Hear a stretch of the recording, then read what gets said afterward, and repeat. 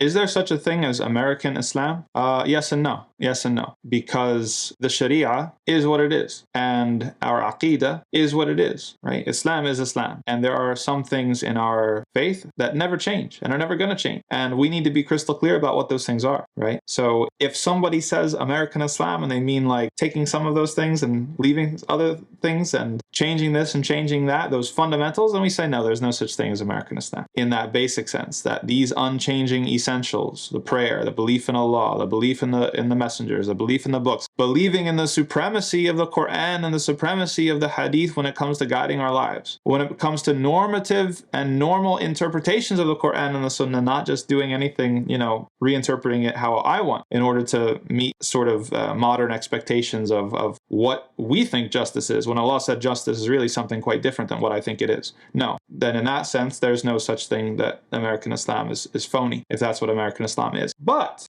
in the Sharia, there are some things that are flexible, okay? And we give examples all the time about clothes, for example, okay? So the Hadith told us what to cover without necessarily telling us exactly the material and style of clothing that we have to use to cover that area, right? So there's sort of a principle. If Allah Azza wa Jal said something, it's for a reason. And if He didn't say something about a certain issue, then that's also for a reason. If the Sharia gives you clear guidance for something, that's for a reason. And if it was silent on something, that's also for a reason. Because with some certain things, there's flexibility. There's flexibility in the mahr. That's the dowry for the marriage contract. There's flexibility for certain customs, like when it comes to marriage. This happens a lot. All these sorts of different things. There are certain things. Al-urf muhakkama, right? This is one of the principles, the qawaid al-sharia. There are situations where the local custom actually plays a role in the implementation of the sharia, right? And now, if that's what we mean, if we mean like that area, and this has rules, and this is a discipline, this is not something that we can just say, oh, well, this is just, al-urf muhakkama, and, the culture is, it's the culture, it's the custom. No, it has rules, it has conditions, it's a discipline of knowledge, and there's a whole, hundreds of years of scholarly discussion about these things, but it exists, right? And so if that's what we're talking about, if we're talking about this small area that the Sharia actually has defined that is eligible for things to be changed and things to have customization and to reflect local custom,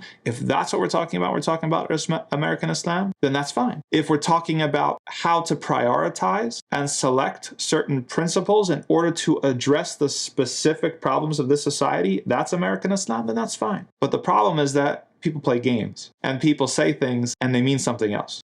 Some people say American Islam and really they mean assimilation. They mean getting rid of Islam. They mean secularizing Islam. They mean changing Islam to the point where it's just like these other sort of faiths, the way that they've gone, these other religious communities where they've lost their guidance and they've abandoned it entirely, whether for politics or whether for social acceptance or whether for money or for whatever reason. If that's what we mean when we say American Islam, then we say no thank you.